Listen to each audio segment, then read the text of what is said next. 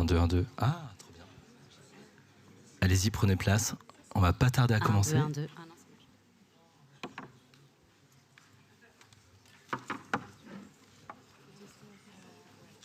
marche. 1, 2, 1, 2. Ah. Ça marche? Ouais, ça marche.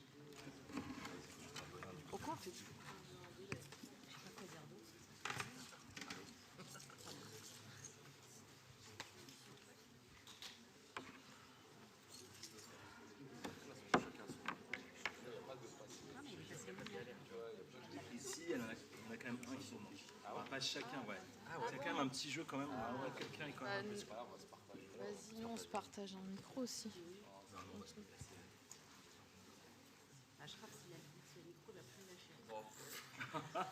C'est dur. Faites comme ça. Moi, Non, pas du tout, je dis ça va là. moi, en général, je suis obligé de le couper. Au bout d'une demi-heure, en général, je le coupe. Moi j'aime bien, tu sais, la culture de la charge. Un petit peu. Voilà, se charrier. C'est pour essayer de se mettre. Je suis toujours un peu. Ouais, j'aime pas ça. Donc, ça, j'essaie de créer une complicité, mais bon. Est-ce qu'il y a encore des gens qui ne sont pas rentrés? Oui? Bah, n'hésitez pas. On va quand même vraiment pas tarder à commencer. Même si ça a été prévu qu'il y ait un petit temps de flottement, mais on enchaîne quand même après à 15h15. Est-ce que vous allez... Bah, merci déjà d'être venu en nombre, pour le coup. Un samedi à 14h pour un festival de littérature urbaine. On est sur le...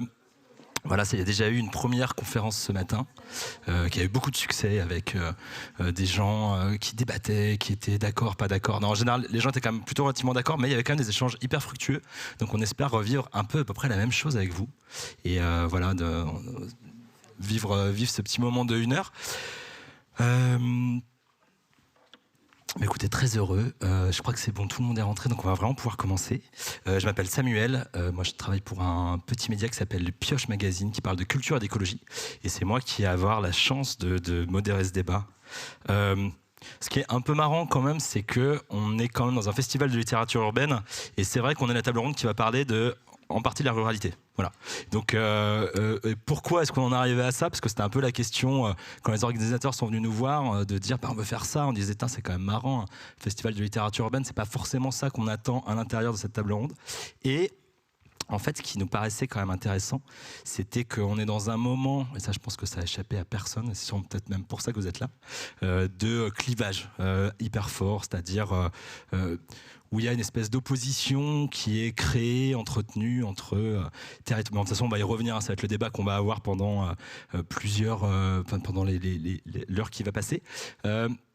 Ce qui est hyper intéressant, c'est qu'en plus, cette opposition entre... il y a une époque, c'était entre ville et campagne. L'année dernière, justement, j'avais modéré une table ronde avec une doctorante, Alix Rico, qui avait étudié comment les médias parlaient au 19e siècle, qui fait de la littérature comparée, parlaient des campagnes et des villes. Et en fait, ça n'a pas beaucoup changé. C'est quasiment la même chose. C'est-à-dire, il y avait les villes qui étaient parées de certaines choses, de certains endroits du progrès, etc. La campagne qui était archaïque et en même temps qui était la vie bonne. Donc voilà. Donc on sent qu'une partie des débats de toute façon se reformate et se recrée. Et là, on voit bien, il y a eu ville-campagne, mais il y a eu bien sûr banlieusards justement versus ruraux et le plus récent, Tour et Bourg. Et du coup, c'est vrai qu'on s'est un peu posé la question. On s'est dit, voilà, on aurait pu prendre plein d'angles pour essayer de casser justement les fantasmes, peut-être de sortir l'essentialisation qu'il pourrait y avoir dans un festival de littérature urbaine, de se dire, bien sûr qu'il y a des ponts et bien sûr qu'on va essayer de les créer. Donc on a pris cet angle-là parce qu'il nous paraissait... déjà, il est assez récent et surtout, son histoire est assez marrante. Déjà, qui connaît les tours et les bourgs, la France des tours et la France des bourgs? Levez la main, qui en a déjà entendu parler? Avant, ouais, voilà, merci. Et alors en fait, la petite histoire, j'ai travaillé le truc, le premier qui en a parlé, et là attention, ça va être un moment de surprise, c'est Édouard Philippe dans un discours de politique générale en 2018. Voilà, bon, ça s'invente pas. Voilà, donc je pense que ça ramène quand même le cadrage et effectivement ce qu'on voit, et c'est pour ça qu'on avait envie de l'aborder aussi. C'est que d'une, c'est récupéré par une partie du camp de la gauche, entre guillemets. Donc, enfin, pas entre guillemets, on refait dans le camp de la gauche. Mais en tout cas, c'est repris, et c'est même repris maintenant par d'autres espaces qui ne sont pas uniquement des espaces politiques. Et on voit bien que, à nouveau, on est dans un cadrage qui est en train de s'imposer médiatiquement parce qu'il est sexy, parce qu'il est Bien sûr, parce qu'il est vendeur. Donc, on va essayer d'interroger ça. On va, pareil, on va parler un peu, surtout pour poser un peu les termes du débat, se questionner. Vous allez voir, en plus, les intervenants et intervenantes sont assez passionnantes là-dessus. Et on va quand même essayer de garder un temps assez important pour des échanges. Voilà, vous êtes venus là, on va quand même vous laisser une assez grande place pour les questions, les choses, si vous êtes d'accord, pas d'accord. Enfin voilà, on va essayer vraiment de se dire qu'on va avoir un moment ensemble pour interroger cette notion-là. Et donc, la France des tours et la France des bourgs, voilà, qu'est-ce qu'on en pense? Est-ce que c'est mortifère? Si oui, pourquoi? Comment on en sort?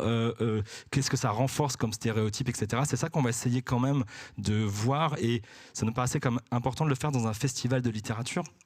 Bah, tout simplement parce que c'est quand même des personnes qui ont l'habitude de manier les mots, qui ont l'habitude quand même de manier, pour qui les mots ont un sens. Et on voit bien que, alors bien sûr qu'on ne change pas le monde uniquement avec des mots, néanmoins, on voit bien qu'il y a des cadrages et des façons de nommer les choses qui créent et qui influencent des réalités. Donc ça nous paraissait important que, d'avoir ce travail-là ici. Et sans plus attendre, c'était une longue intro, pardon. Eh bien, j'ai 4 personnes avec moi. Alors, on va commencer par Camille. Vous allez voir, chacun a un peu sa petite spécialité. Alors, on a quand même 3 journalistes, hein. Ça s'invente pas. Donc, 3 journalistes, mais qui sont aussi auteurs et autrices.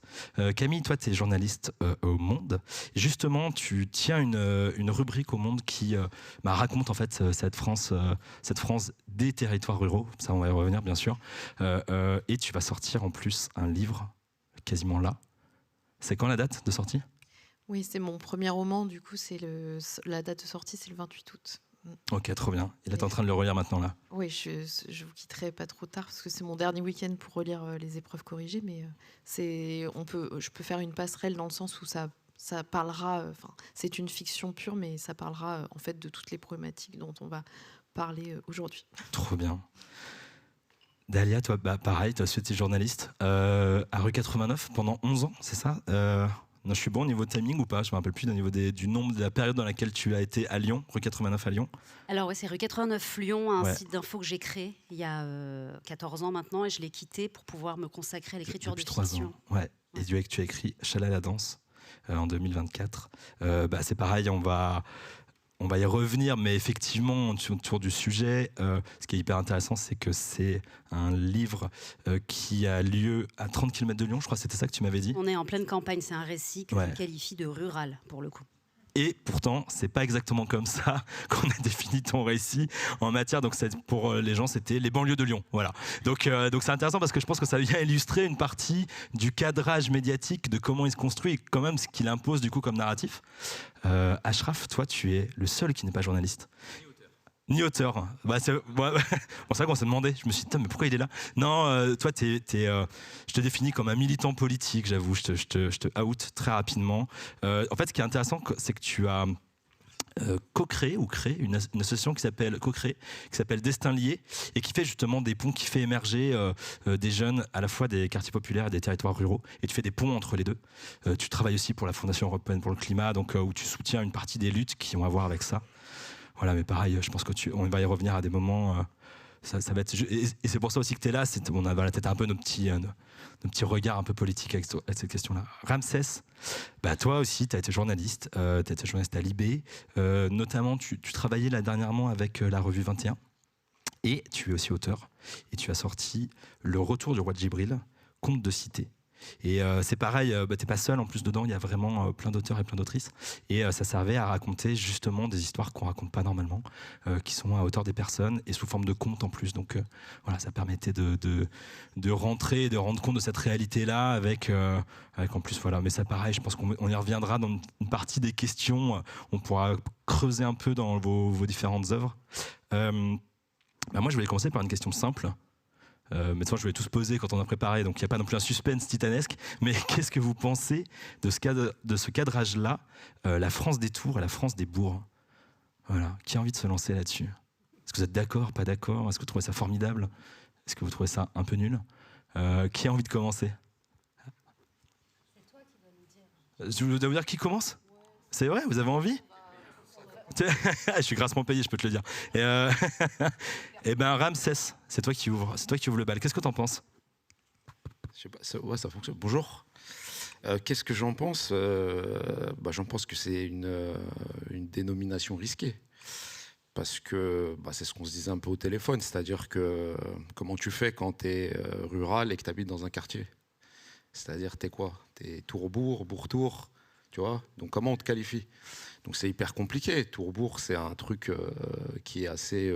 moi, je trouve que c'est quand même une construction politique qui est devenue une sorte de, comment dire, de refrain médiatique, on va dire. Mais moi, je vois pas comment on arrive à faire cette opposition. Ça, simplement parce que géographiquement, c'est hyper compliqué. T'as des petits quartiers qui sont en pleine ruralité, on les appelle comment? Parfois, tu es hyper loin de Paris, mais en fait, on dit que tu es banlieusard, mais tu es plus proche des villages, tu es plus proche de certaines villes qui ne sont pas des grandes villes, des petites villes, villes moyennes, donc c'est hyper compliqué. Donc pour moi, je ne sais pas si c'est mortifère, après chacun fait ce qu'il veut, Ruffin fait bien ce qu'il veut, mais moi j'ai peur de ce que ça cache comme opposition.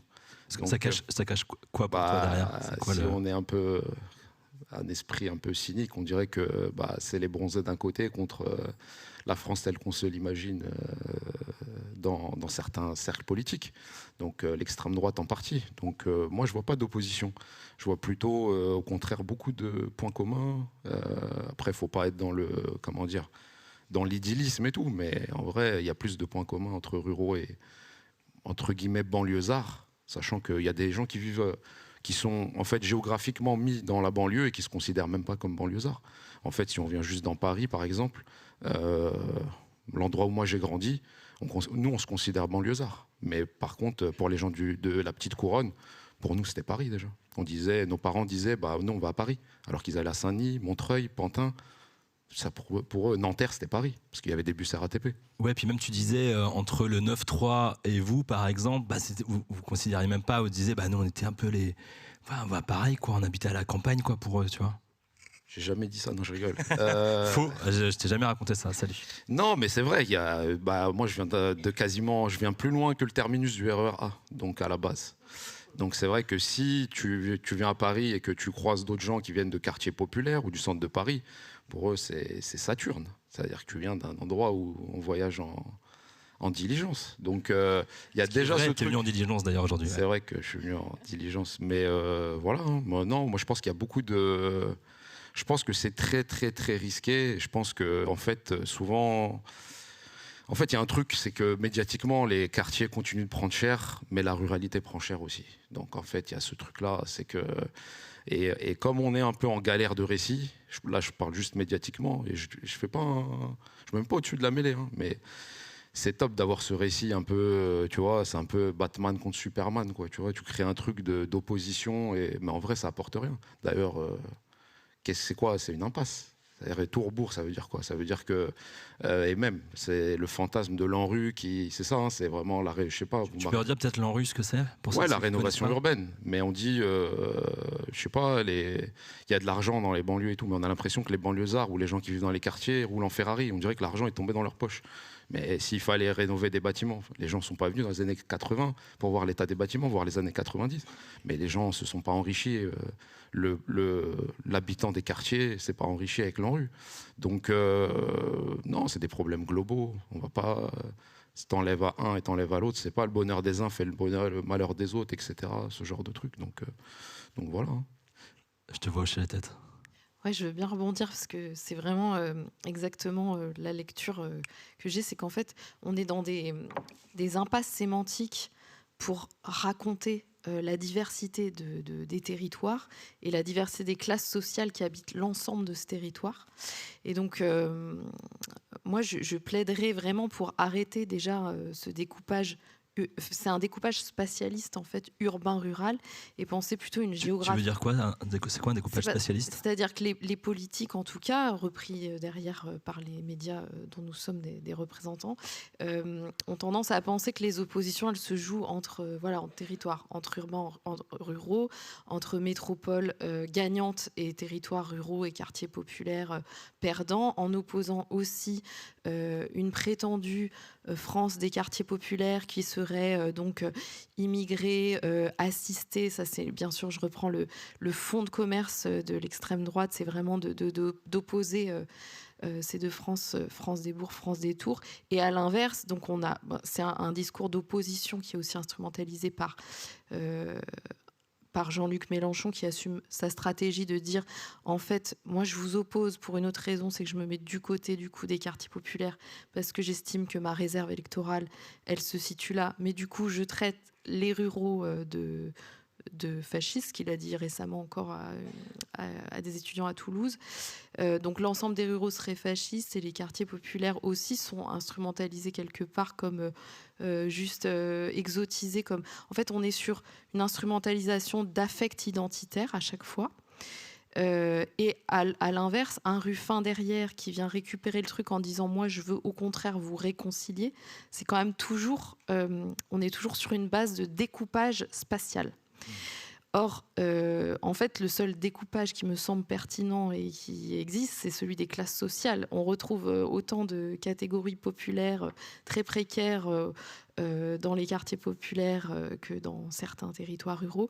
On retrouve aussi des ruralités très bourgeoises, très attractives, qui ont finalement plus en commun avec le cœur des centres-villes de grandes métropoles. Et comme disait Ramsès, en fait, un jeune qui galère, il galère autant au pied d'un clocher que dans sa cage d'escalier. Et dernière chose aussi, voilà, ce truc vraiment important, je trouve cette dichotomie passe complètement sous silence. La réalité qu'on connaît tous, qui est qu'il y a plein de cités dans les campagnes. Enfin, je ne connais pas de petite ville ou de ville moyenne qui ait pas son quartier HLM et sa cité du coin. Moi, ça m'est arrivé de parler de cité des champs, mais j'aime pas trop ces dénominations plaquées, en fait. Et pour finir sur cette notion, je trouve que c'est des faits de langage. C'est comme la notion de France périphérique ou de diagonale du vide. En fait, c'est pratique parce que ça marche, ça percute, tout le monde voit à peu près de quoi on parle, mais en fait, personne voit de quoi on parle parce qu'on peut mettre tout et n'importe quoi dessous.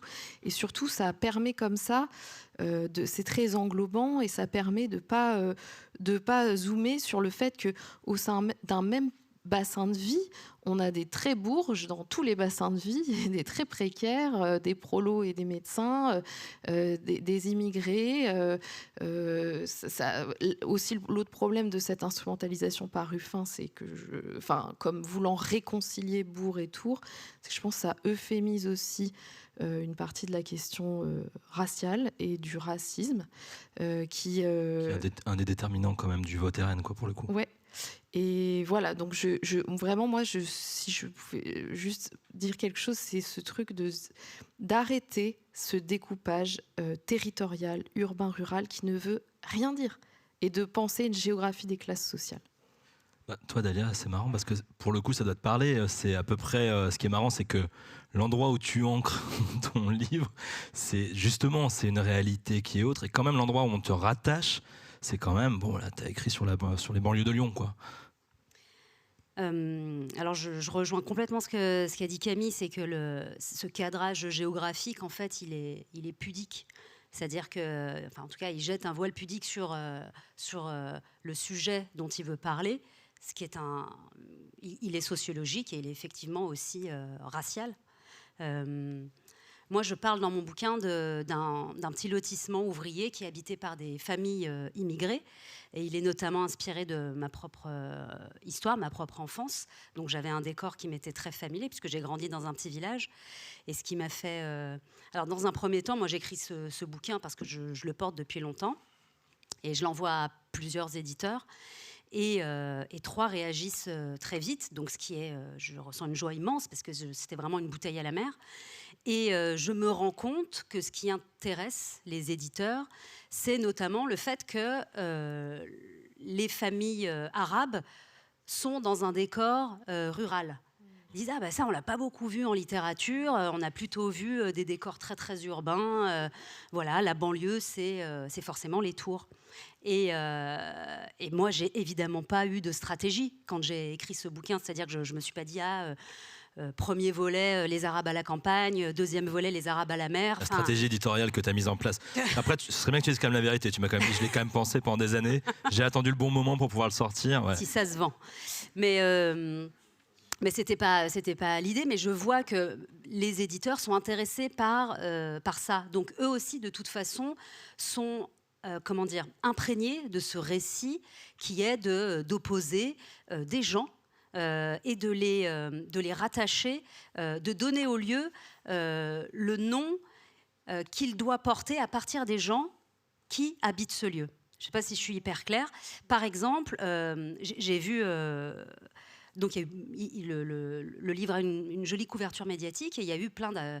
Paris Match a fait un article très enthousiaste qui réussit quand même à être raciste. Il est vraiment... il est génial, cet article. Paris Match, quoi. Ouais. Ouais, vraiment, c'est très...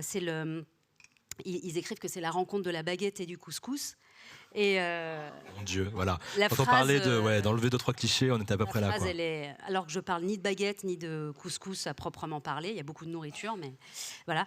Bon, je sais plus ce que j'allais dire, mais c'était que oui, dans la réception du médiatique, bouquin, on situe comme comment dire, le lieu est très important dans le roman.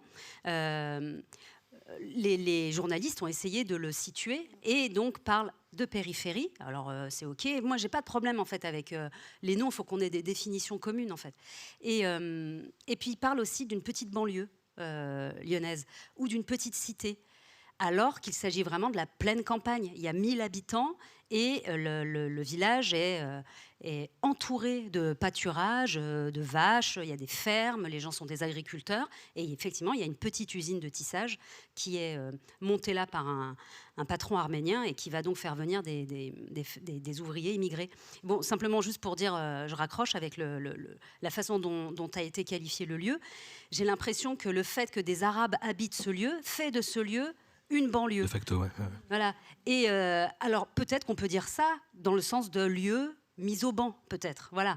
Puisque c'est ce que je raconte aussi, c'est comment ce lotissement cohabite plus ou moins bien avec le reste du village. Ashraf ? C'est dur de passer après toutes ces analyses. Moi, il y a une partie déjà où, quand j'interviens sur cette question, le premier truc qui me vient, c'est j'essaie d'être super humble, parce que par exemple à chaque fois qu'il y a une table ronde sur Tour et Bourg, parce que c'est le truc à la mode du moment, quand j'y vais juste pour écouter, je suis souvent déçu par ce qui en sort, parce qu'on trouve pas on n'a pas vraiment de récit. T'as peur de créer ça aujourd'hui ? Bah en fait c'est toujours le truc, c'est pour ça l'humilité d'abord, parce que vous êtes sûrement venus pour beaucoup en vous disant ah Tour et Bourg c'est un truc qui claque, on sent un peu que c'est problématique mais potentiellement on sait pas trop pourquoi, et est-ce qu'on a quelque chose d'alternatif à proposer, et souvent on sort des tables rondes en étant un peu en mode déçu, on n'a pas vraiment de récit alternatif. Typiquement si on en avait un, on n'aurait même pas nommé la table ronde sortir des Tours et des Bourgs, typiquement. Moi, de l'endroit où je parle, je suis né en quartier populaire, à la cité Grand Parc à Bordeaux, et j'ai grandi en milieu rural en Haute-Loire, dans un ancien bassin minier qui s'est transformé petit à petit de façon majoritaire en une terre agricole, parce que justement, il y a eu la désindustrialisation, etc. Et forcément qu'on constate qu'entre ces différents territoires, il y a des gros points communs. Abandon des services publics, difficultés pour les jeunes par exemple sur l'éducation, sur l'orientation scolaire subie, enfin il y a plein de points communs. Et en même temps, le sujet le plus difficile à traiter, c'est effectivement cette question raciale, parce qu'on est souvent empêtré dans un peu un dilemme. C'est moi en ayant vécu en milieu rural, je peux vous dire le racisme il est structurel. Et à chaque fois que j'entends un contre-discours qui ne met pas cette base-là, ça ne colle juste pas à toute la réalité que j'ai vécue et que ma fratrie a vécue et qu'on est beaucoup à avoir vécu quand on est passé par ces territoires. Et en même temps, il y a le piège aussi de rentrer dans la catégorisation de l'extrême droite sur le fait de dire tous les ruraux sont des fachos. Ça veut dire qu'on est un peu piégé. Moi, je me sens un peu dans ce piège quand je parle de ce sujet-là, parce que effectivement, la catégorisation, elle est problématique. L'extrême droite, là où ils sont très très forts, c'est qu'ils arrivent à construire un narratif où ils séparent spatialement. Quand on entend la séparation spatiale, en vrai, on voit la séparation raciale. Et ils peuvent tirer de ce sujet-là toutes les conclusions qu'ils veulent sur tous les sujets. Et typiquement, l'analyse économique du coup qu'on en fait, c'est que quand on est une personne blanche en milieu rural, dans un milieu rural en déclin par exemple, ça peut être facile d'analyser par exemple les questions économiques sous le prisme et spatial et racial. C'est-à-dire que c'est facile de dire les immigrés nous volent notre travail, ou s'ils ne travaillent pas, parce qu'en fait, on est piégé quoi qu'il, ce sont des assistés. Donc, il n'y a pas de sortie, il n'y a pas d'échappatoire là-dessus. Et comme tu le disais très bien, Ramsès, moi, j'ai vu aussi, dans des zones rurales, des quartiers HLM, et inversement, tu peux être dans un quartier populaire et avoir des zones rurales qui sont assez proches. Donc, la séparation spatiale, c'est un problème, mais du coup, c'est là où la définition tour et bourg est super problématique. C'est qu'en fait, par exemple, un Ruffin, il va dire on va faire la jonction des deux comme une formule magique, c'est-à-dire suffit qu'on unit ces deux groupes sociaux et on va gagner électoralement, et on va le faire par le plus petit dénominateur commun qui est la question matérielle du travail. Et le problème de cette catégorisation, c'est qu'elle vient tacler la question spatiale que l'extrême droite essaie de mettre en place, mais elle n'adresse à aucun moment la question raciale, qui est le sujet fondamental du problème. Et effectivement, du coup, les forces de gauche, là où c'est très très fort, c'est que comme il met en place un slogan marketing, ben on en parle tous et on essaie tous de se positionner par rapport à ce slogan marketing. Est-ce qu'on est pour? Est-ce qu'on est contre? Est-ce qu'on trouve que c'est pertinent? Est-ce qu'on trouve que ça l'est pas? Donc, ouais, en introduction, c'est ça que je ressens, c'est le fait de dire, on sent en analysant tous les biais et les failles de ce récit, et le récit est tellement puissant, il est tellement hégémonique culturellement à la Gramsci que c'est super dur d'en sortir. Parce que l'hégémonie culturelle, c'est ça, c'est même quand on n'est pas pour ce cadrage, ben on discute autour de ce cadrage. Donc on est dans ce cadrage, et donc on est piégé.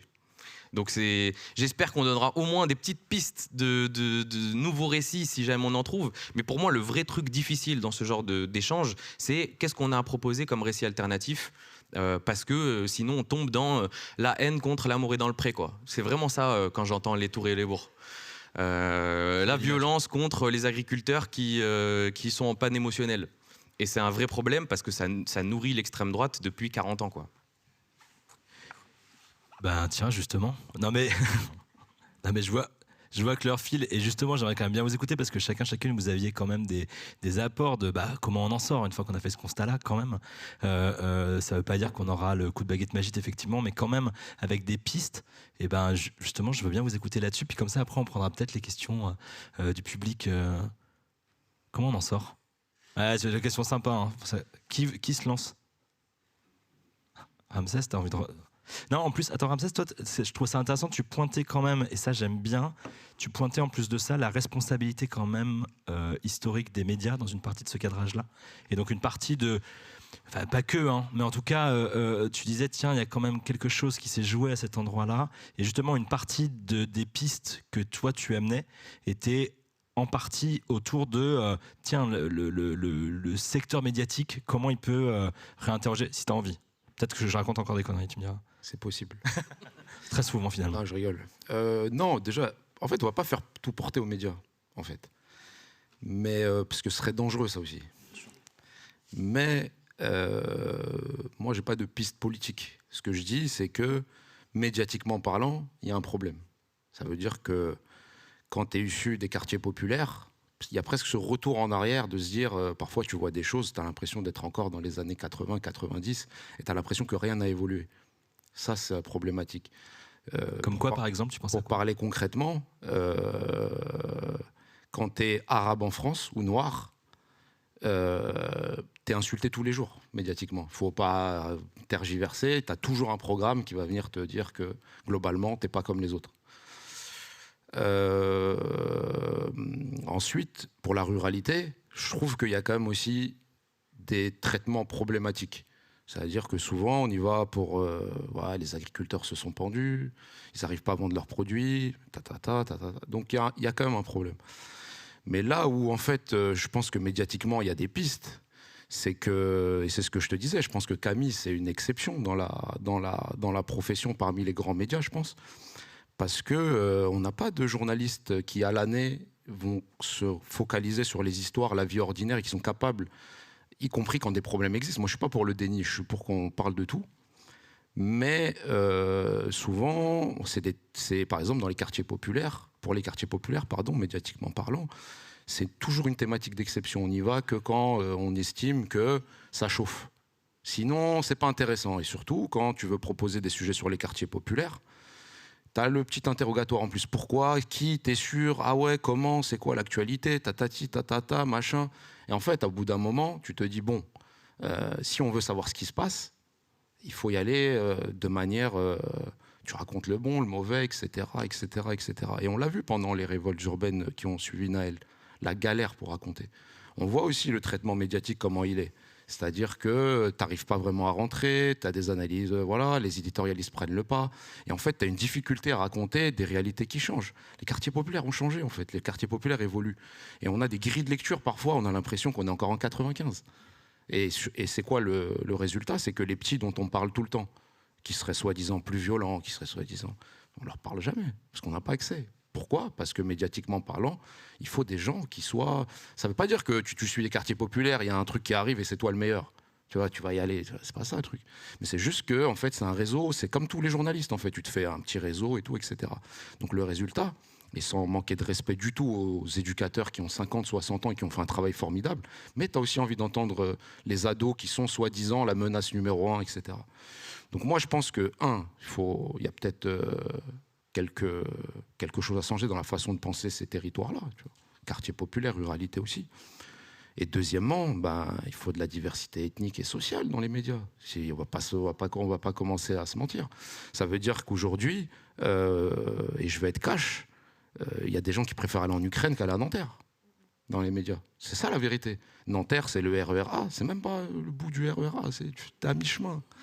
Pas... Ça va pourtant, ouais. Mais des gens préfèrent ah ouais, Naël, Nanterre, ouais, je sais pas, j'ai un rendez-vous, je peux pas, ouais, j'ai une enquête. Et en fait, qu'est-ce qu'il en sort de tout ça? C'est qu'il y a un truc qui va pas. Mais pour revenir à la diversité ethnique et sociale, il faut regarder l'état dans lequel on est. Il faut regarder dans quel état sont les médias aujourd'hui. Qu'est-ce qui est fait? Il y a ce mot diversité qui revient souvent, mettre de la diversité. Mais mettre de la diversité, c'est aussi mettre de la diversité sociale. Il y a des gens qui se font recaler aux oraux d'école de journalisme parce qu'ils viennent de la ruralité. Ils sont ni arabes ni noirs. Mais ils n'ont pas les codes. Aujourd'hui, tu vas en école de journalisme, on préfère avoir des gens qui sont papa, maman. Et c'est pas grave, ça peut arriver. Moi, je suis pas contre ça. Mais j'ai vu des gens qui viennent de la ruralité ou de petites villes, ou qui n'ont pas les codes, qui viennent de milieux ouvriers, qui sont... sur 14 générations, ça remonte à Clovis, il n'y a pas de problème. Mais il n'y a pas les codes. Donc voilà, maintenant, on le dit depuis combien de temps, ça? Ça, on le dit depuis combien de temps, et jusqu'où on va aller? Ah, il faut mettre de la diversité. Parfois, il y a des réunions dans les rédacs. Ah, il faut mettre de la diversité et tout. C'est comme à Libé, par exemple, que j'ai bien connu, et qui est une rédaction que j'aime. Moi, Libé, c'est ma maison. Ça restera toujours ma maison. Donc, mais il y a eu cet article où on disait est-ce que la rédaction de Libé est blanche? Parce qu'il y a une photo qui est sortie sur les réseaux sociaux et après ça faisait un peu Beverly Hills un peu. Et en fait on est intervenu. Enfin, c'est Check News qui est un service à l'intérieur de Libé qui intervient et qui a interrogé des journalistes.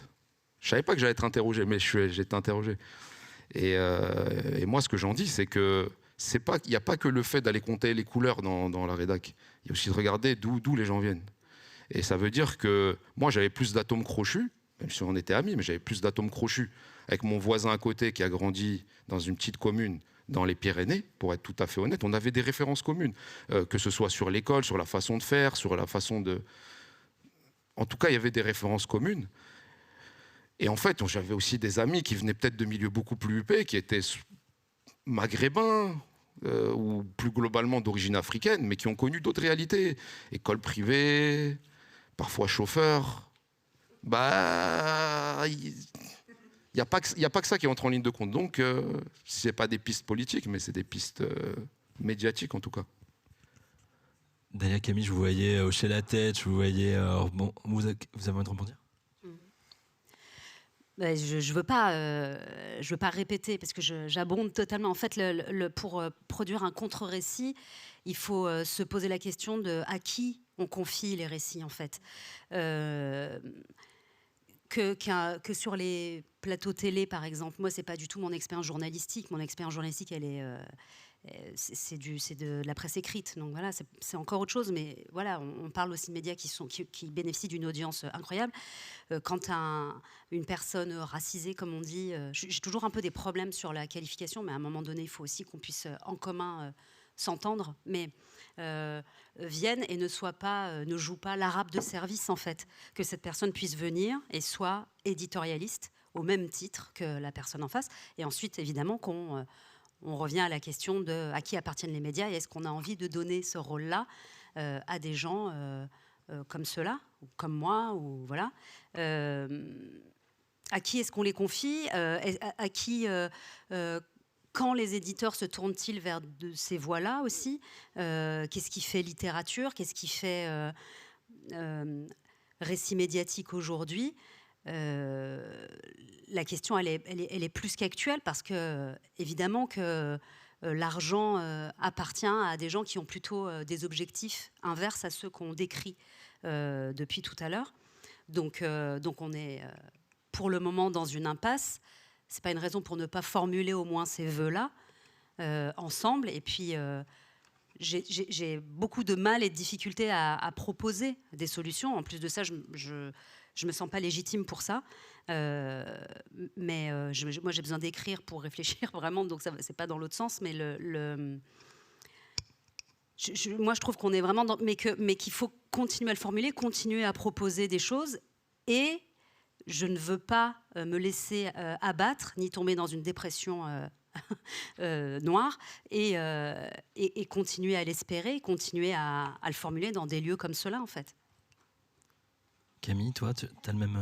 Oui, alors pareil, j'abonde sur tout ce qu'a dit Ramsès, et je ne vais pas le répéter, mais je pense vraiment que je peux parler que de l'organisation des rédacs, puisque c'est mon métier, et je pense que le nerf de la production des récits, c'est déjà s'intéresser à, comme tu disais, qui produit ces récits, et donc du coup, comment sont composés socialement, racialement et d'un point de vue aussi territorial les rédacs.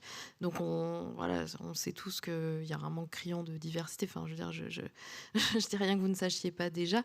Et si je peux juste donner cet exemple, tu disais c'est gentil, ce que je fais c'est un peu une exception, mais même cette exception est un produit bizarre sur lequel je suis en permanence en train de réfléchir. C'est-à-dire que moi, ce que je savais... en fait, les rédactions nationales sont organisées un peu historiquement, en tout cas c'est comme ça au monde, par rubriques qui correspondent à des institutions, des ministères. Donc c'est vraiment historique. Depuis que le monde existe, il y a une rubrique qui suit le ministère de l'Éducation nationale, une rubrique qui suit le ministère de la Santé, etc. Donc c'est autant que... Voilà.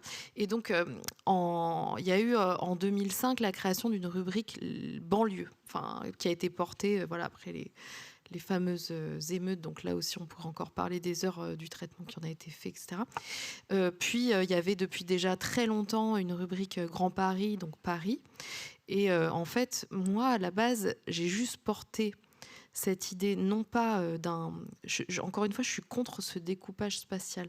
Donc, quelque part, moi, il me pose problème de dire que je suis Madame Ruralité, que j'insiste pour mettre au pluriel, d'ailleurs, pour qu'on essaie de se dire que je raconte vraiment plein de campagnes extrêmement différentes, tant socialement qu'économiquement, que politiquement, etc.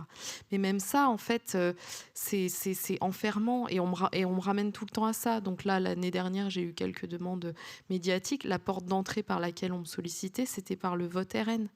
Donc maintenant, j'explique que je ne souhaite pas... oui, c'est une des réalités de certaines campagnes dans lesquelles j'ai enquêté. Mais ça ne résume pas... le problème, c'est que si on m'invite à chaque fois par ce prisme, je contribue à alimenter l'idée que ruralité égale facho, égale vote RN, et je ne peux pas. Donc... de fait, ma rubrique, il fallait bien lui mettre un nom. Ça revient à ce débat aussi, c'est de se dire, on est toujours piégé par les termes du débat et par la structuration de nos institutions, donc de nos rédactions. Et moi, je voulais juste à la base dire, je pense, et mon plaidoyer, en fait, je le portais depuis bien longtemps. Et ce qui m'a aidé à être entendue, c'est la crise des Gilets jaunes. Donc il a fallu une crise très médiatique, tout ça, pour dire oui, il y a un besoin d'incarner davantage des réalités éloignées des grandes métropoles. Bref, en fait, moi, dans l'idéal, si par exemple je prenais la chefferie d'un navire comme ça, je dirais faut arrêter ce cloisonnement. Il faut que collectivement, on puisse penser tous les sujets dans l'ensemble des territoires et avant tout par le prisme social. Et donc, au final, je me retrouve... moi, ce que je veux avant tout, c'est raconter des histoires et des réalités du quotidien, comme disait Ramsès, qui, du coup... sont juste à côté de chez nous, mais passent sous les radars. Et donc, je n'ai pas de solution politique puisque c'était la question, est-ce qu'on a des petites solutions à apporter ? Mon rôle, moi, ça ne va pas être d'apporter des solutions politiques, ni militantes d'ailleurs. J'ai pris le parti en tant que journaliste, puisque c'est mon métier, de me dire, je vais raconter autant que faire se peut, petit reportage après petit reportage, la diversité de ces réalités, en dehors des grandes villes. Et donc, j'ai pu faire, par exemple, raconter le quotidien c'était il y a un petit moment maintenant, mais bon, ce qui a été un peu surtitré, Une cité des champs, c'est les quartiers populaires de Auch, dans le Gers. C'était vraiment passionnant. Et là, je poursuis ce travail sur les quartiers populaires d'Angers et de Nevers. Et donc voilà, en tout cas, je peux juste à mon humble échelle de journaliste me dire déjà que c'est une chance que quand même on m'ait fait confiance pour dire vas-y, essaye quoi. Et donc juste raconter de manière impressionniste par petites touches en fait. Mais le problème, c'est que quand on prend à chaque fois juste un papier, qu'après on m'invite à la télé pour en parler, ça met un énorme zoom sur, ce papier, c'était sur le vote RN chez les jeunes qui votent Bardella. Sauf qu'après, je suis résumée moi-même en tant que journaliste à ça, alors que la semaine d'après, je vais raconter la bataille d'un territoire pour des titres de séjour, pour des déboutés de l'asile sous OQTF. Et voilà, c'est plutôt des valeurs très, très à gauche qui se mobilisent aussi partout. Enfin, voilà. Merci. Toi qui es la partie, du coup, un peu militante politique, finalement. Du coup, alors comment on fait ? Allez. Non, mais en 5 minutes, comment on gère la question ? Disons 2, quoi, tu vois. Je suis pas sûr d'être capable de faire ça, mais pareil, je pense qu'on peut amener... je pense qu'on a une responsabilité à chaque fois individuelle de vraiment se poser cette question et de quand même, partout là où on est, d'apporter des débuts de pistes de solutions à tester. Je pense qu'on est sous une période fasciste à fond. La probabilité que l'extrême droite gagne en tant que parti et les élections, parce que dans les idées, on y est déjà largement, est réelle. Donc, pour moi, on est dans cette période. C'est une responsabilité, à mon sens.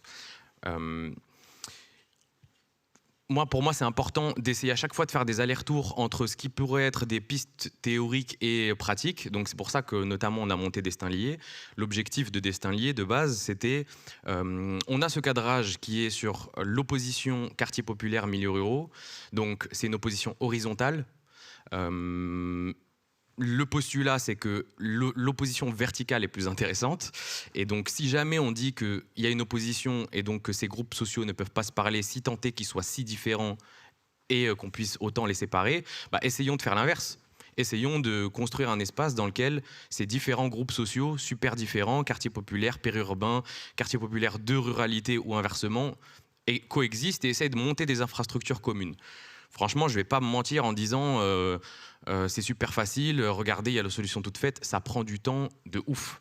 Mais moi, c'est là où ça me donne pas mal d'espoir, c'est que dans le travail qu'on fait en ce moment, il y a plein d'acteurs dans les territoires ruraux, par exemple, ce qu'on appelle les territoires ruraux, qui sont des antifascistes, parfois beaucoup plus que pas mal de personnes dans les villes qui ont plutôt un aspect libéral parce qu'ils veulent s'en sortir et c'est normal, mais voilà. Donc moi, je rencontre ces acteurs-là et ils sont beaucoup.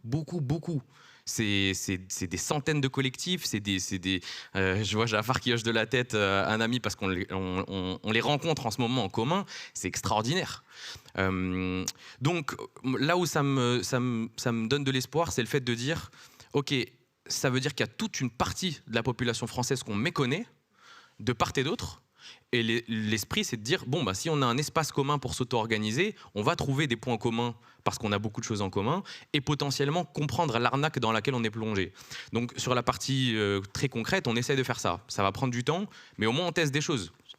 Et sur la partie verticale, pour moi, la piste, mais c'est une piste que je mets au débat aussi et c'est intéressant d'avoir vos retours en direct. on ouvre nos formations avec une scène historique qu'une amie qui s'appelle Tara Dickman du Next Level m'a montrée il y a 8 ans déjà. Et en gros, cette scène, c'est quoi? C'est qu'on joue un théâtre d'improvisation, 5e siècle avant Jésus-Christ, donc une superpuissance qui est Athènes, qui a une superpuissance concurrente qui est Sparte, mais qui est plus préoccupée par des petites îles qui veulent être rebelles que par Sparte. Et donc, ils vont envahir Mélos, en disant, c'est très simple, soit vous devenez esclave, soit on vous tue et on met vos enfants et vos femmes en esclavage. Athènes qui est la démocratie par essence. Hein. Et donc ce jeu de théâtre d'improvisation, qu'est-ce qu'il montre? Il montre en gros que les Méliens sont super désorganisés et donc que souvent ils se trahissent. Mélos, à l'époque du siège, il y a 3 peuples dedans et ils perdent parce qu'il y a un des 3 peuples qui ouvre la porte et qui permet à Athènes d'envahir l'île. Moi, ça me fait beaucoup penser à ce qu'on vit. Ça me fait beaucoup penser à des trahisons qu'on vit aujourd'hui entre groupes sociaux. Et donc, ce que j'essaie d'analyser notamment, c'est à quel point, comment on est arnaqué en commun. Par exemple, j'essaie de pousser une idée sur le fait de dire, peu importe les gouvernements depuis 40 ans, au final, il y a une alliance nouvelle qui existait avant, mais qui maintenant est sur la place, entre les capitalistes et les fascistes. Et ils s'alternent.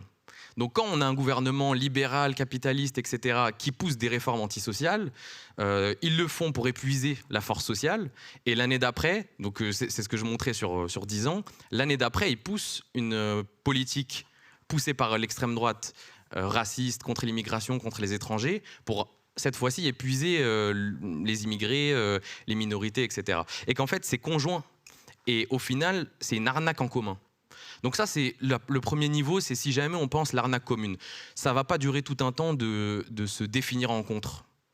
Ça existe dans l'urgence. Donc c'est le moment dans lequel on est.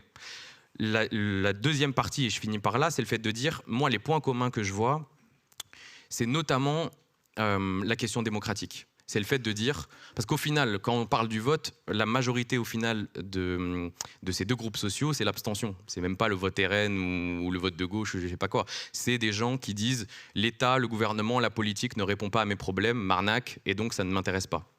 Et donc le fait de dire, entre par exemple les Gilets jaunes, dont l'aspiration première était l'aspiration démocratique, et plein de personnes issues de classes populaires, il y a le fait de dire, je n'ai pas la main sur ma condition sociale et sur notre condition sociale. Et d'allier cette exigence de démocratie avec l'exigence antifasciste et anticapitaliste. Pour moi, ça c'est une piste, et c'est ce que montrent bien Athéniens et Méliens.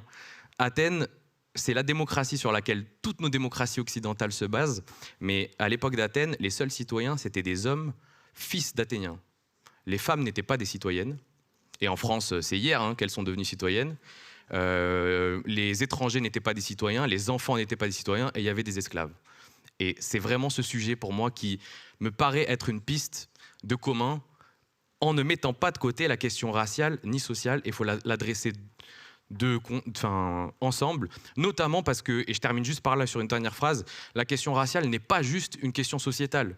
Ça structure les rapports sociaux, économiques, avec toute l'ascendance des conséquences de la colonisation, etc. etc. Donc il faut l'adresser ensemble sur une question démocratique. C'est une piste. C'est souvent cet effet-là. Tu voulais rebondir peut-être, puis après on prend les questions du public. Je rebondis juste très vite, parce qu'en fait, je voulais juste... parce que je fais ta connaissance en direct en même temps, donc je suis très contente. Enfin, on voit qui on est, mais on ne s'était pas... justement, moi, je m'interroge en tant que journaliste sur une forme de... J'ai l'impression qu'on fait tous le constat qu'il y a une urgence par rapport à la montée du fascisme, tout ça. Et pourtant, à chaque lendemain d'élection, j'ai l'impression que toutes les sphères militantes de gauche, en tout cas, qui sont centralisées comme beaucoup d'institutions dans les grandes villes, dont Paris, disent cri au loup en disant ça y est, cette fois, il faut qu'on aille vraiment à la rencontre des gens, faut qu'on s'organise, faut qu'on descende dans les territoires, machin. Donc il y a ce grand branle-bas de combat vraiment de toutes les... de plein d'orgas militantes qui, au final, là je parle journalistiquement, me semble demeurer assez élitiste. Il y a un élitisme militant, je trouve, qui se retrouve un élitisme aussi médiatique, etc. Et donc là, tu as l'air de dire que vous êtes délocalisé, qu'il y a des antennes et tout.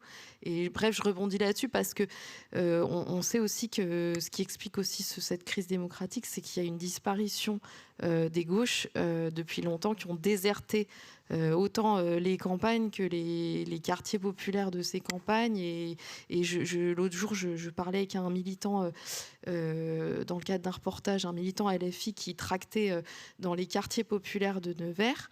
Et il me disait, mais en fait, c'est l'année dernière, et qui se faisait jeter là aussi, parce que même dans les quartiers de Nevers, il y avait le RN avait réussi, du moins soit il y avait donc une forte abstention, évidemment c'est le premier parti, c'est l'abstention, donc un ras-le-bol commun, soit il y avait ce truc de la concurrence victimaire qui a réussi à installer l'extrême droite entre différentes vagues d'immigrés aussi. Donc il y avait un racisme par exemple très très fort de certains immigrés portugais à l'égard d'autres. Et donc j'étais frappée de me dire, ok, il y a concrètement là, il y a 3 pelés de gauche qui essaient de faire le taf. Ils sont complètement laissés un petit peu par les partis qui sont centralisés et les organes militantes très centralisés à Paris. Donc je me demande là, dans les 2 ans qui viennent, même dans les 1 an, les municipales c'est l'année prochaine, juste à quel moment, je ne sais pas, toutes ces organes militantes qui se disent de gauche, mais qui... c'est quoi être de gauche si c'est dire qu'on va aller parler aux gens, mais ne jamais être au contact du terrain? Voilà. C'est presque déjà une première question.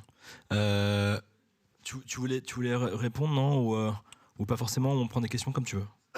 On peut prendre des questions, je pense, super intéressé d'avoir les retours. Ouais, c'est ça. Est-ce qu'il nous reste une petite quinzaine de minutes? On peut prendre, si ça vous va, on va prendre peut-être des petits paquets de questions ensemble. Qui en a? Oui, nous avons des mains, bien sûr, qui se lèvent. On en prend 3, et comme ça, c'est plus simple après pour répondre. Vous voulez... Attends, vas-y, c'est pareil.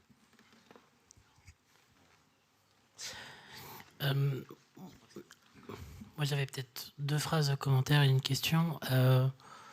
Moi, j'ai traîné... Alors, moi, je viens d'un petit village où il y a des quartiers populaires, village 4000 habitants, il y a de la campagne, et je viens du Mans.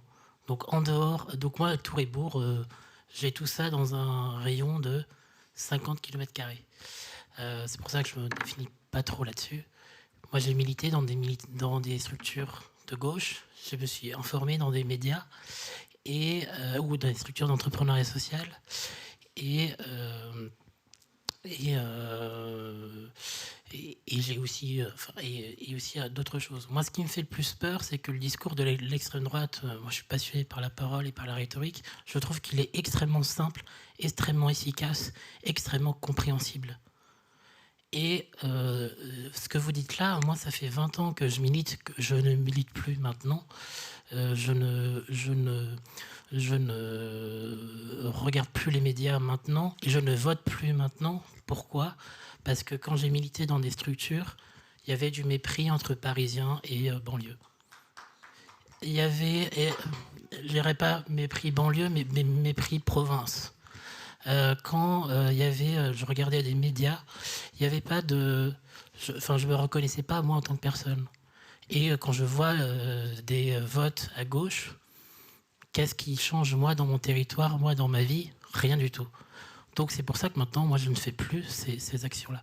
Et donc moi ce qui me fait peur, c'est vraiment le discours de l'extrême droite qui est ultra facile et compréhensible. Qu'est-ce qu'on met derrière et à côté? Et donc moi la question que je pose, c'est, moi je suis tout à fait d'accord avec vous, mais le problème c'est que c'est des sujets qui sont terriblement complexes, terriblement liés. Comment on fait pour 2 choses? Écrire un récit qui est compréhensible d'au-delà de nos cercles intellectuels, qui soit compréhensible de la plupart de la population, juste compréhensible, hein. Je ne parle même pas d'engageants ou militants.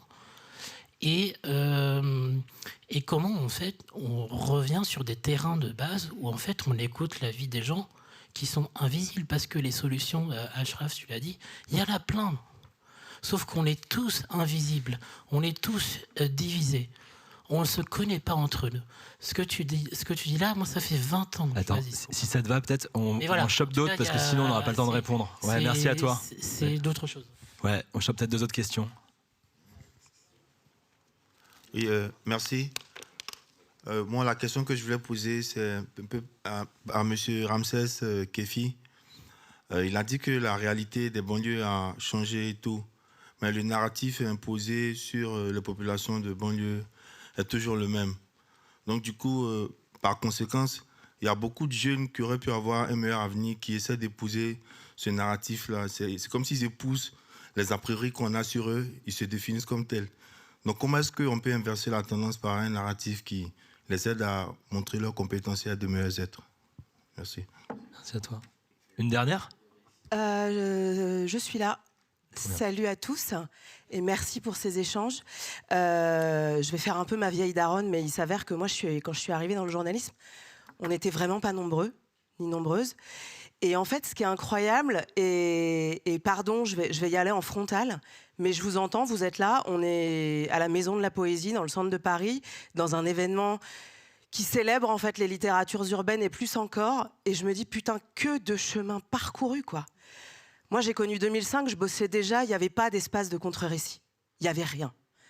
Il n'y avait rien, et aujourd'hui, vous êtes sur scène et vous parlez et vous portez cette voix. Et je me dis, les réseaux sociaux sont arrivés, les possibilités d'espace de contre-récit, ils sont pléthoriques.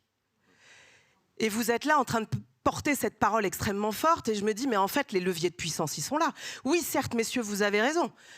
Les espaces d'éducation populaire et de conscientisation politique, ils ont disparu. Ça, on est d'accord. Mais moi, je le vois parce que je suis encore restée dans ces espaces et que je bosse avec des gamins tout le temps. Le niveau de conscientisation politique qui est créé parce que vous êtes capable aujourd'hui, Ashraf, on se suit, tu sais, le boulot, vous le faites. Mais bordel, vous êtes là.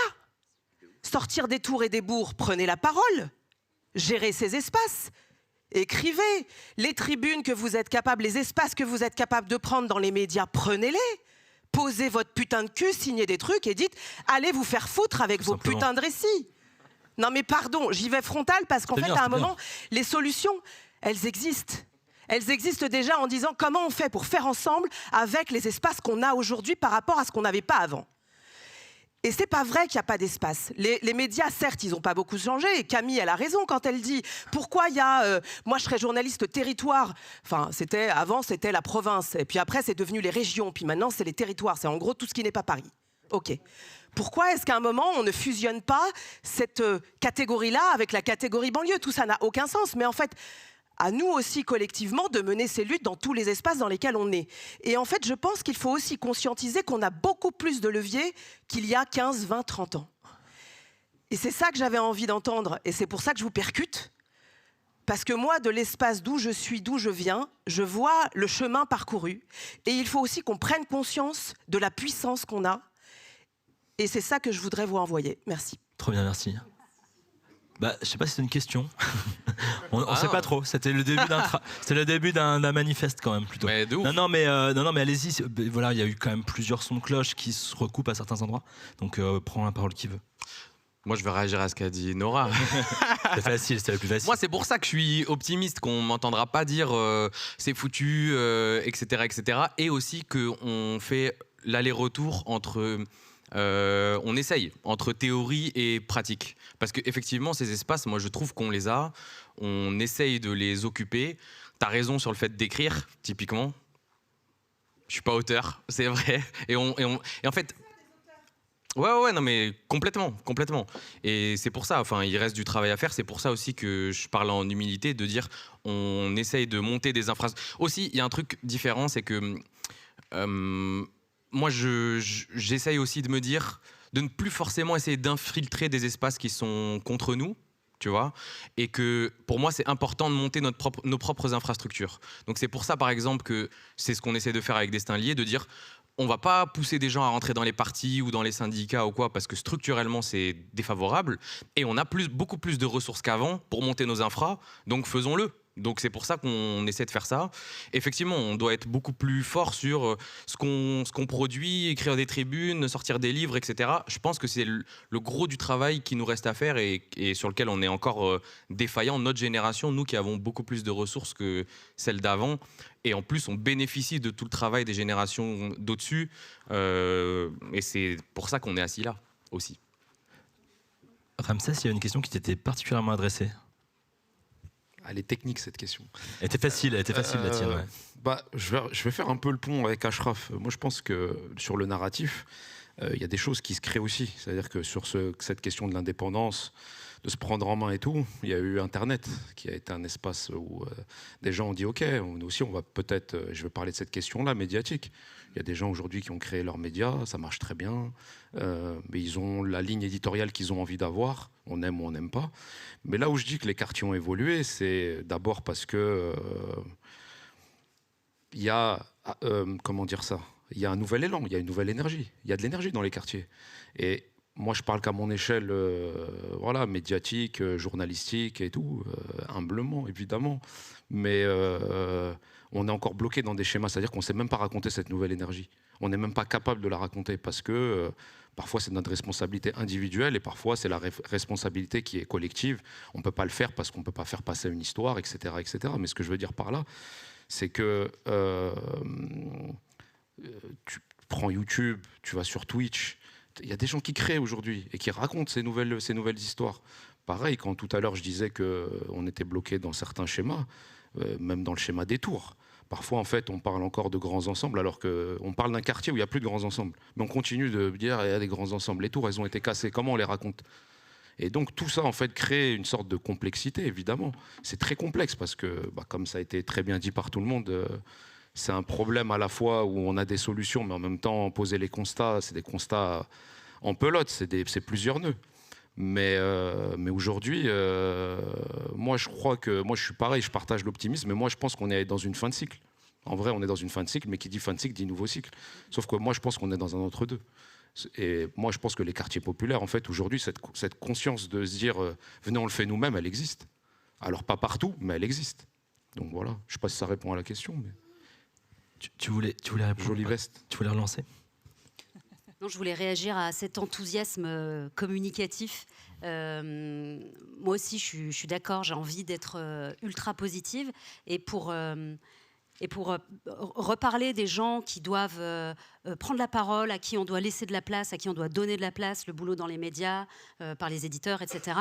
Je trouve aussi que ces personnes-là, qui seraient éventuellement racisées, doivent pouvoir parler d'autre chose que d'eux-mêmes dans ces médias.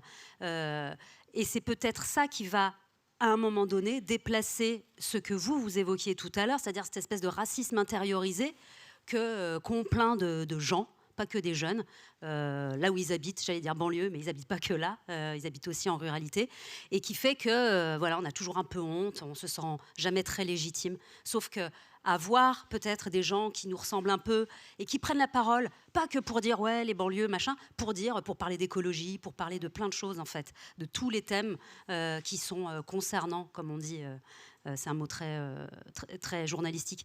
Et ben c'est ça à mon avis qui peut aussi peut-être jouer et sur lequel il faut vachement travailler, quoi. Est-ce que, alors je sais pas trop au niveau timing, au niveau des orgas, est-ce qu'il nous reste le temps de prendre...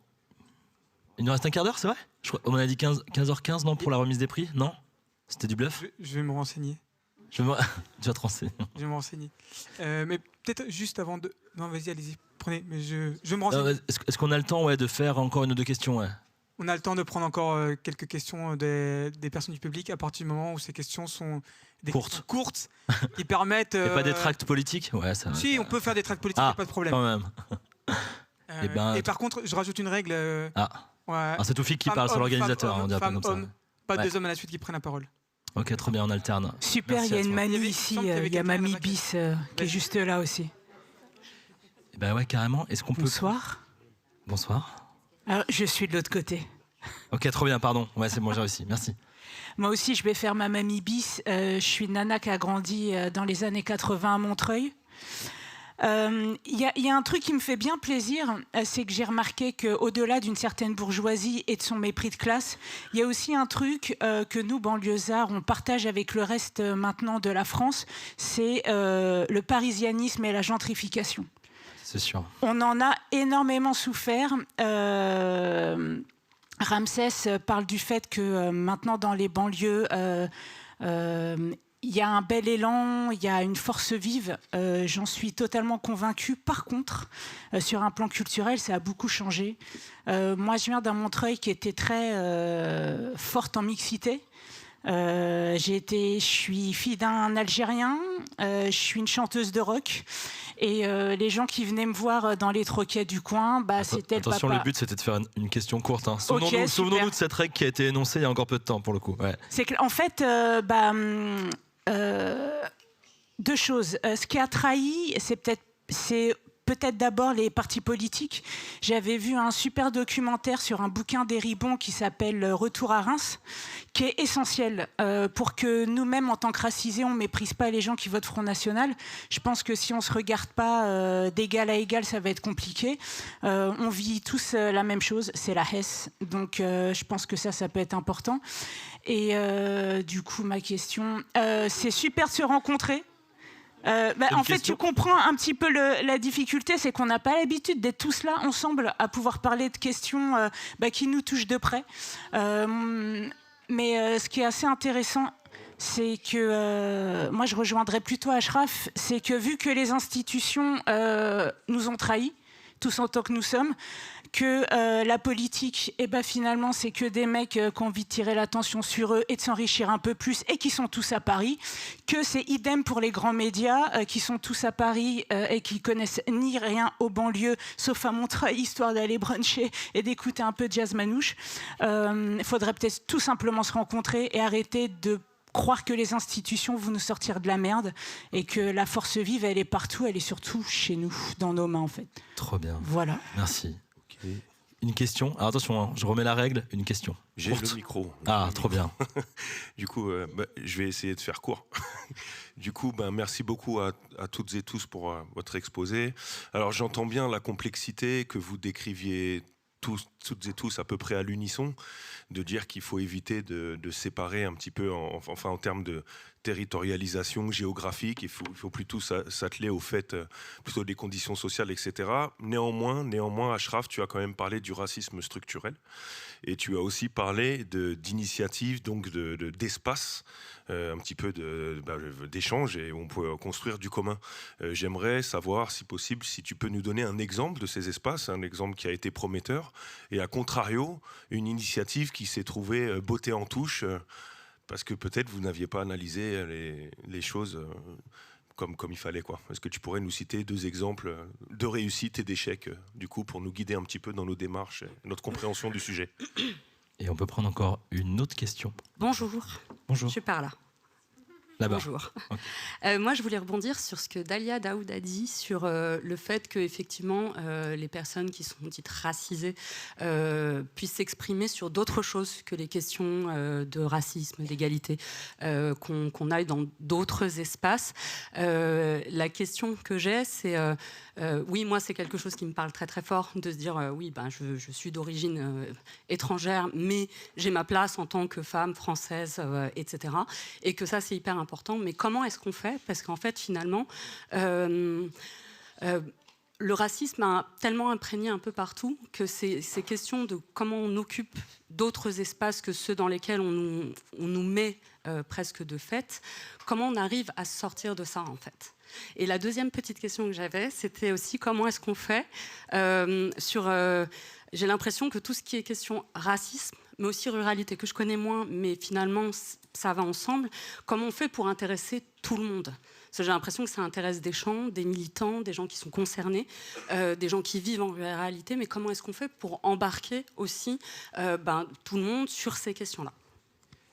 Qui a envie de répondre? Camille, toi, t'avais pas trop pris la parole, toi?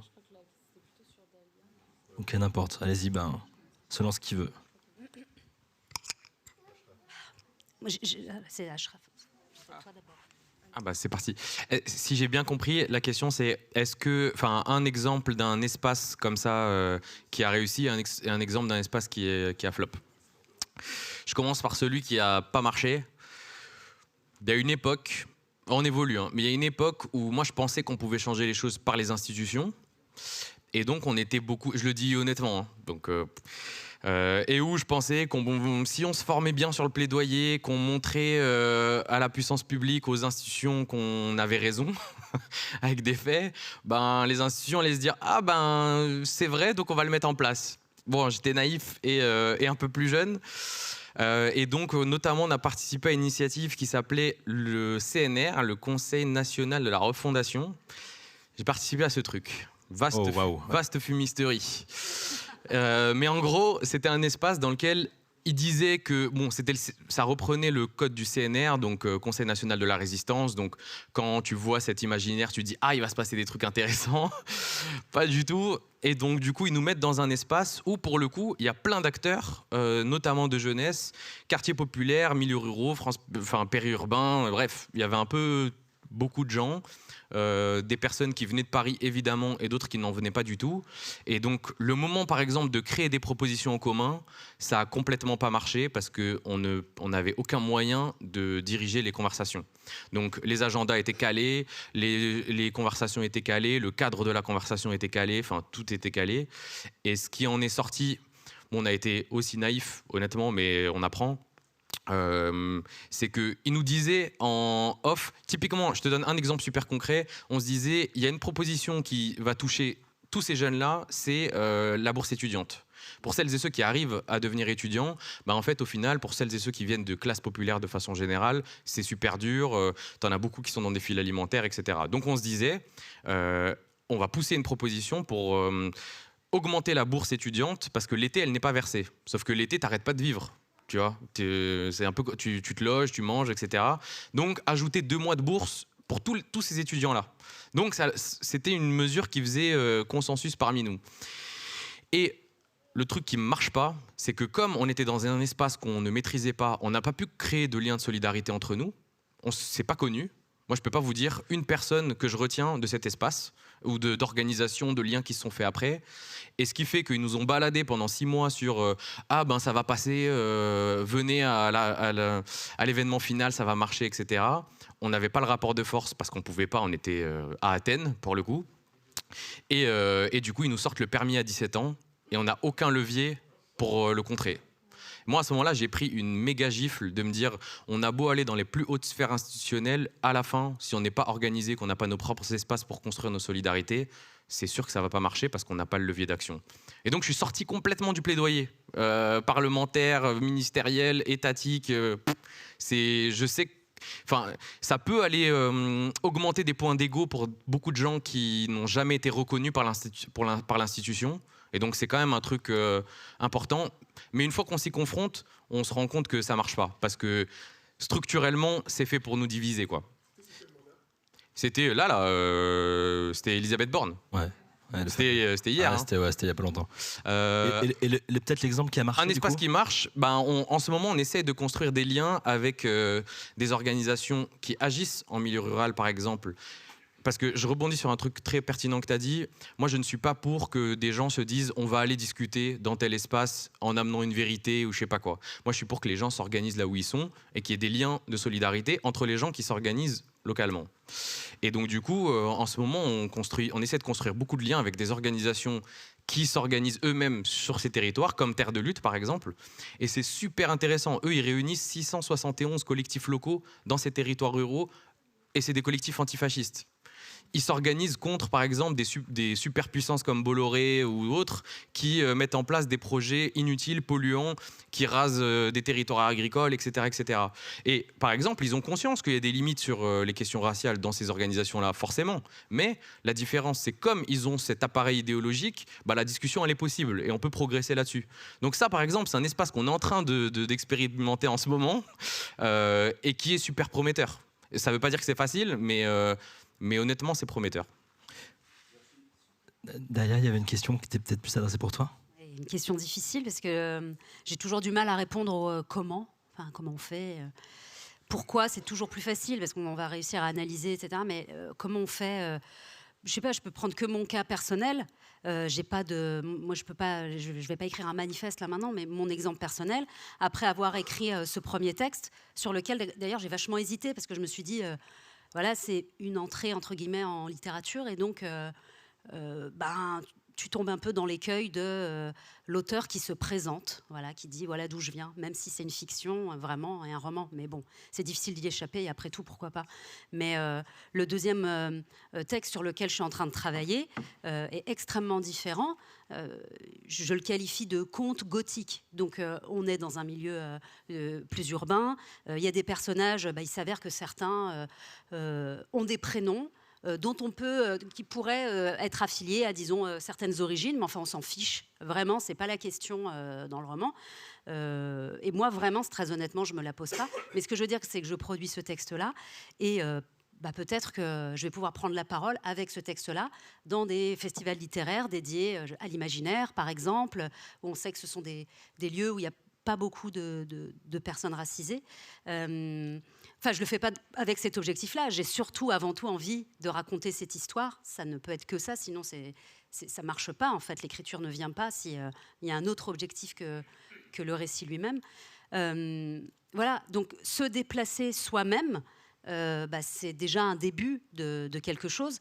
Comment on fait quoi. Je sais pas. On fait tout simplement. Il faut faire. On fait du rock.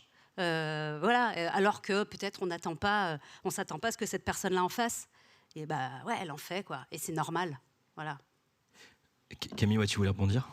Juste un petit rebond là-dessus, parce que tu me fais penser à un truc vraiment qui rebondit sur la question de la dame.